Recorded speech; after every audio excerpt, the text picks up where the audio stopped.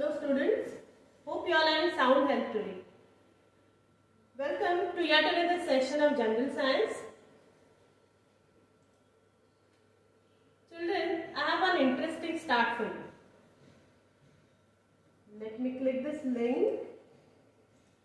You'd have two cups and a string. You talk into one, the vibration would travel down the string, and you could hear it over here. Well, this sometimes popped off. You're left with just this. That's not a bad thing, because watch what happens. If you get your fingers wet and you get the string wet, listen to that vibration. Listen.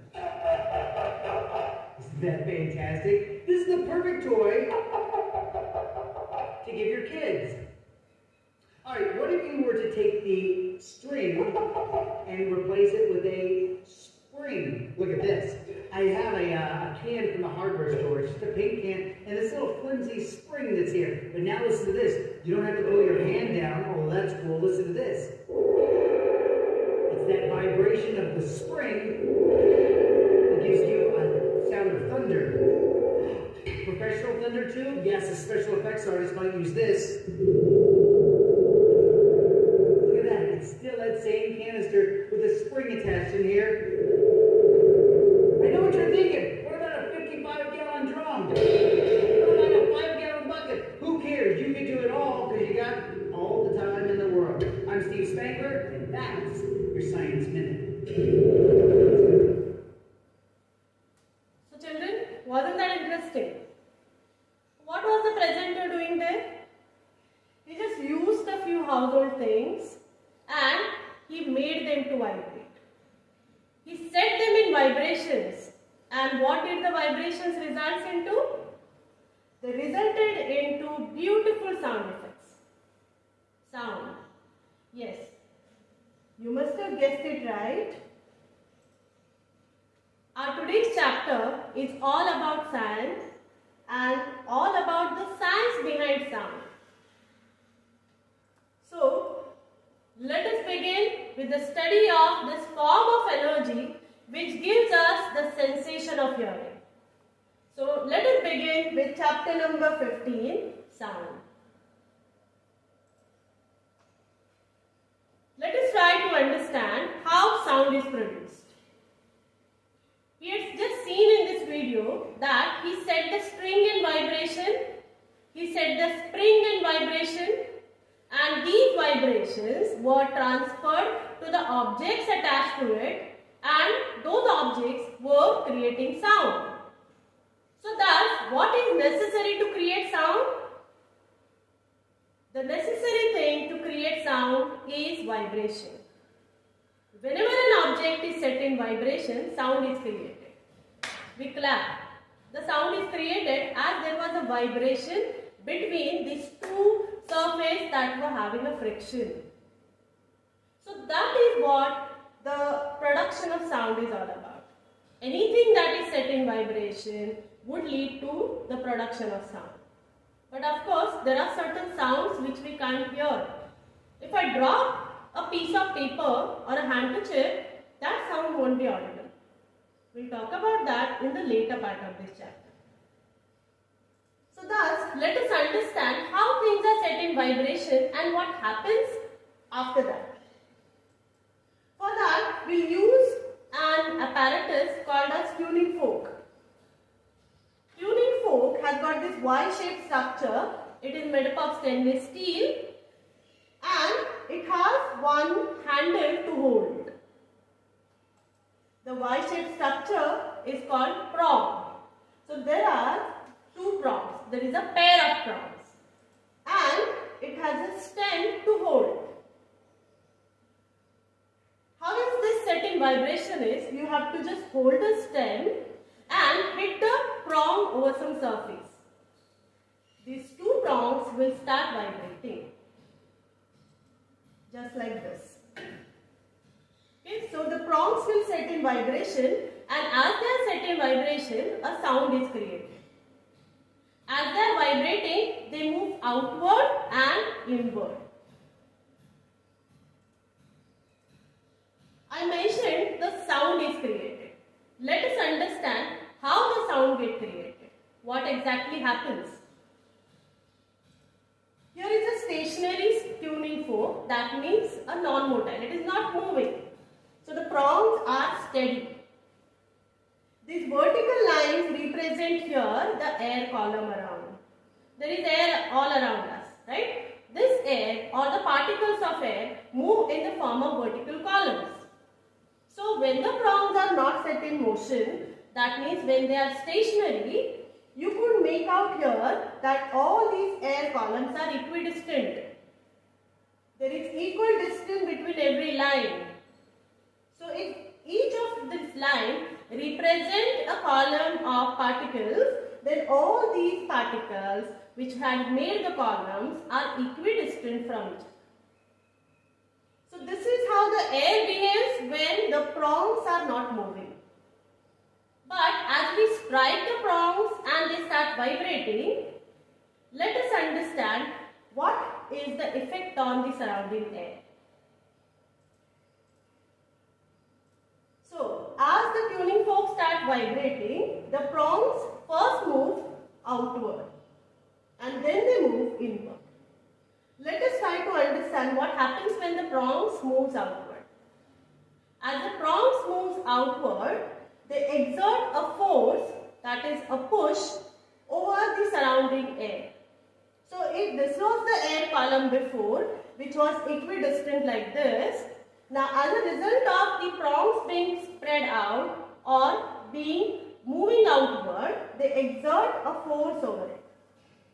As the force is exerted, because of that force, the particles move closer. And you could see the distance between these columns have reduced. That means they got compressed. This is what is called as the band of compression. So as the prongs move outward, a band of compression gets produced in the surrounding air. But of course not beyond that, because the pressure is not felt over there. What is this band of compression? The region in which air is at high pressure, and because of high pressure it is at high density too, is called as compression. So the region of the air in which there is a high pressure and high density is called as compression. Now let's see what happens when the prongs moves inward. After moving outward, now the prongs moves inward. As they move inward, the pressure which was earlier existing over the air column get reduced even further. But see, by that time the band of compression has moved forward. So as the band of compression moves forward, when the prongs are moving inward, a fresh band of air comes in front. Now this fresh band had got the air columns equidistant as it was before. But now because the prongs are moved inward, the distance between them have increased even more. This is what is called rarefaction. So what happens in this condition of rarefaction is that the pressure on the air get reduced a lot, and as a result of that, the air column or the particles move quite away from each other. And as a result of that, the density in that patch of air decreased. So thus, a region in which air is at low pressure and low density is called rarefaction. So, we had seen here the band of compression. When the prongs moves outward, immediately they get followed by the band of rarefaction, where there is low pressure and low density. So thus, altogether, how exactly the hearing process or travelling of the sound takes place is this way. If this was the moving tuning fork, which is moving inward and outward, it creates the band of compression and rarefaction one after the other. And then they travel towards the listener. And that is how we are able to hear the sound. And that's why, even if considering this to be a classroom, even if I am standing over here near the board and teaching, even the student sitting in the last bench would be able to hear it. Because the sound will travel by creating the band of compression and rarefaction, one following the other. And that is how the sound propagates. That is how the sound travels.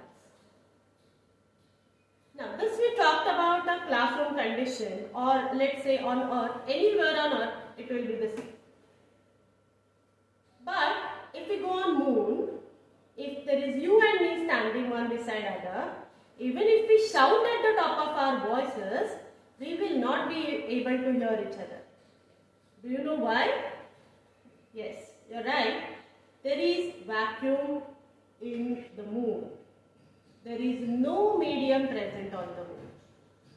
So thus, we come to the next aspect of the chapter, and that is the propagation of the sound.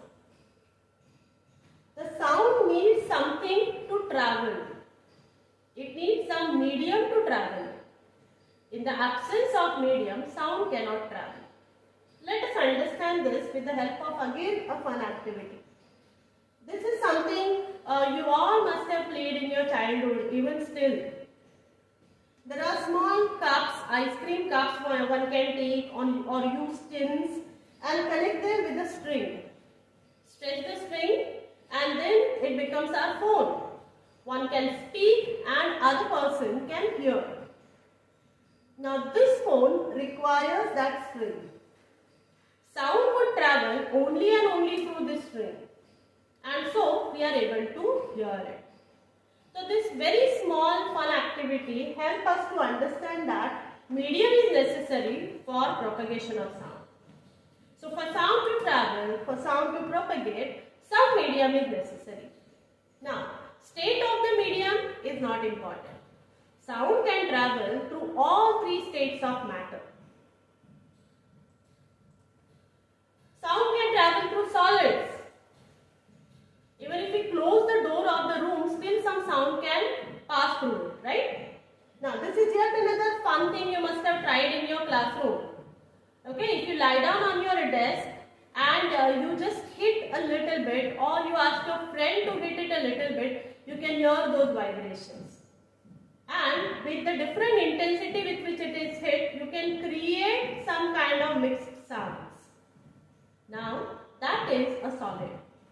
The wooden plank over your bench or desk, or even the metallic sheet which is over there, is a solid. So that proves that the sound can travel through solids.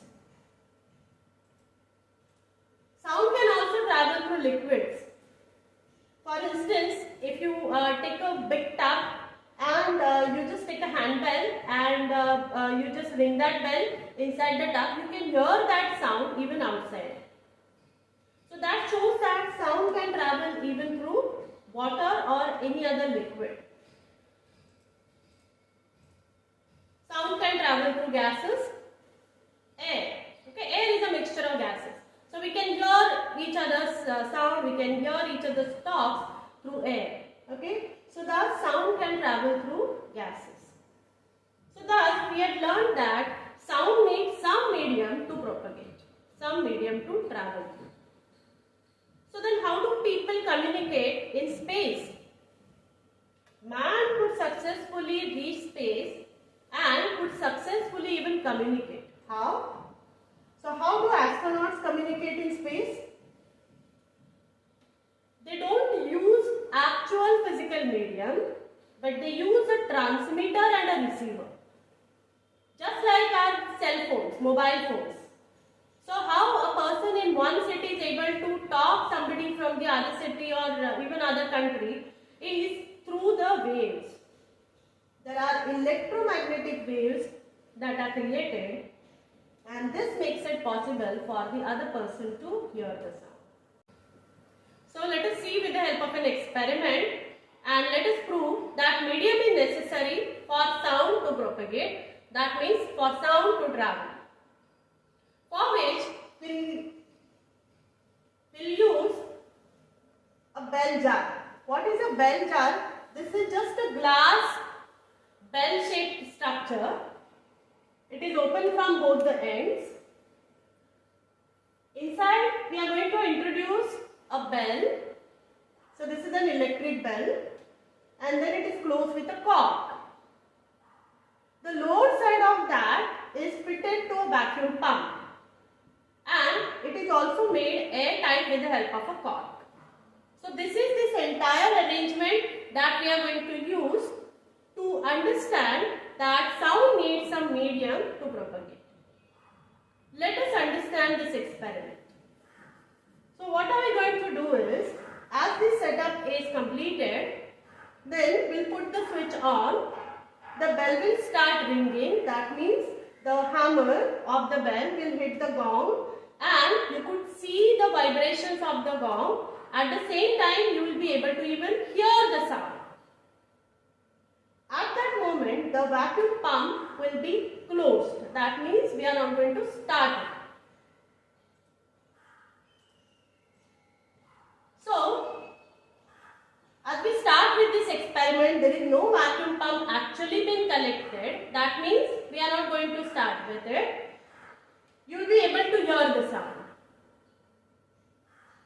Then, as we are hearing that sound, we have to gradually start with the vacuum pump. See, what does vacuum pump do? It is like a vacuum cleaner. It sucks the things in. Okay, so here this vacuum pump is going to suck the air. The bell jar, when we cork it, has some amount of air inside. Vacuum pump will slowly, gradually will remove that air. So let us understand what happens then. We did not do anything to the bell. It is still on. It is ringing. The sound is heard. But then, as soon as we put the switch on of that of the vacuum pump, you will see that the hammer is hitting the gong with the same intensity. The gong is vibrating with the same intensity. But the sound heard to us would be lower. And as this thing progresses, the sound gets lower and lower and lower. So, we will not be able to hear the sound as sharply as it was before. Then a stage would come that there will be no sound heard. But you will still be able to see that the hammer is hitting the gong. Vibrations could be seen, but no sound is heard. Can you tell me why? What are we doing here is, we are using the vacuum pump to remove the air. So when we began with the experiment, there was air inside the jar. Slowly, we removed some amount of air. And the pump went on removing the air little by little, and a stage came that there was no air left out in the jar. As there was no air left out, there was no medium. And so, the sound was getting created, but it was not getting heard to us because there was no medium in between the bell and this bell jar and us. So, this experiment helps us to understand, or this helps us to prove that a medium is necessary to create the sound and to travel the sound. So, the preceding videos that we had seen, these had the sound propagation and sound production. We'll talk more about the qualities and the properties of sound in our next video.